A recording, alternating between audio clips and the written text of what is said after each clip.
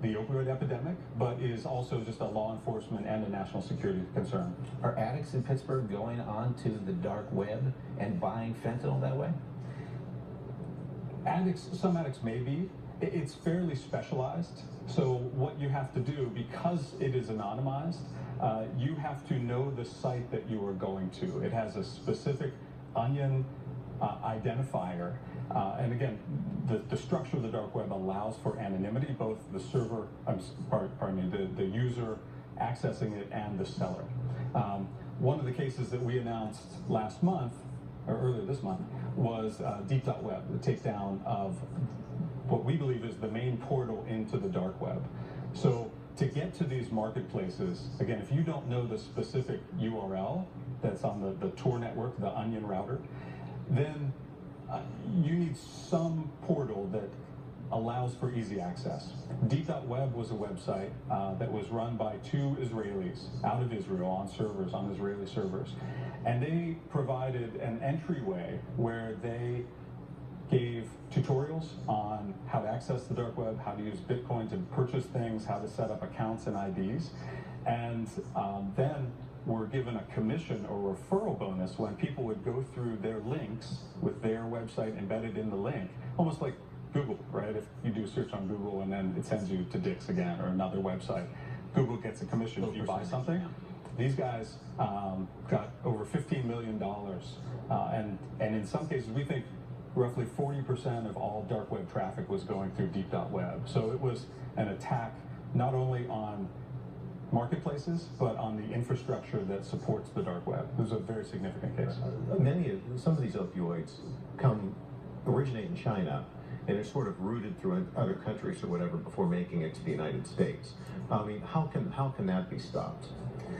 That's a challenge, and there have been bilateral negotiations between President Obama, President Trump, the attorneys general for their respective administrations, and the administration. We've seen an increase in scheduling by the Chinese of all fentanyl analogs, which previously hadn't existed.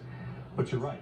The people who are selling, including unregistered pharmaceutical companies, is a significant problem, and chemical manufacturers. And they will mask their companies as the source of either fentanyl or analogs by routing them through Hong Kong or Singapore. So it takes a certain cyber expertise that thankfully we in Pittsburgh are blessed with. The FBI field office is the premier cyber field office in the entire country. Our prosecutors in my U.S. Attorney's office are the best in the country, and that's why we're doing these kinds of cases. Our goal is to stop it at its source, whether Mexico or China, and so we have several investigations ongoing into Chinese manufacturers. Does the Postal Service have the resources it needs to do the interdiction of these packages? It's a challenge. It's a challenge for the Postal Service. It's a challenge for private carriers, FedEx, UPS.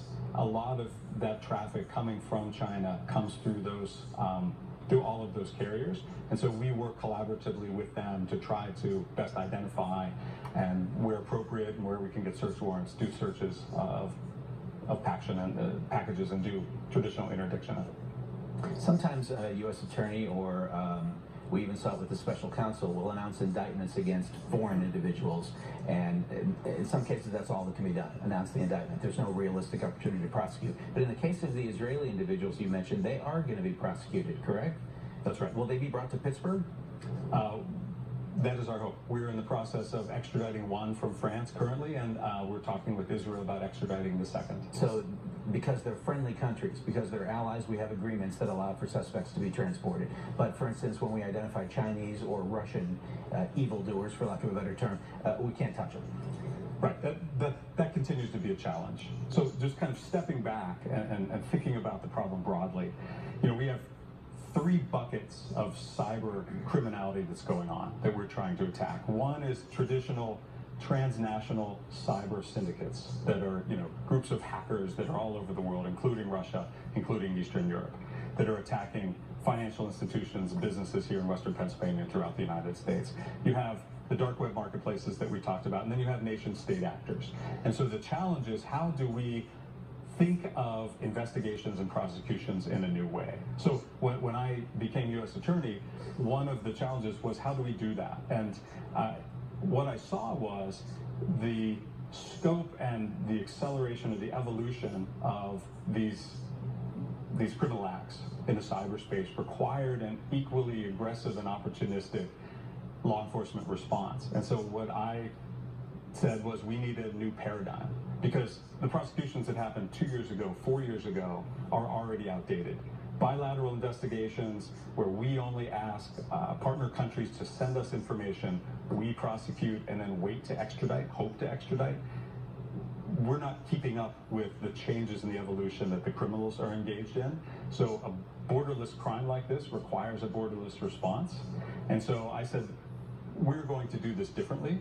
And so we, in the last case that we announced, Gosniem, announced the simultaneous prosecution with 3 partner countries of an entire criminal conspiracy. This is the case. You went to the Netherlands to announce this, right? That's correct. So to showcase the international cooperation? That's absolutely right. So we wanted to show, both the criminals and the world that this new paradigm is what is going to be the blueprint for prosecutions going forward.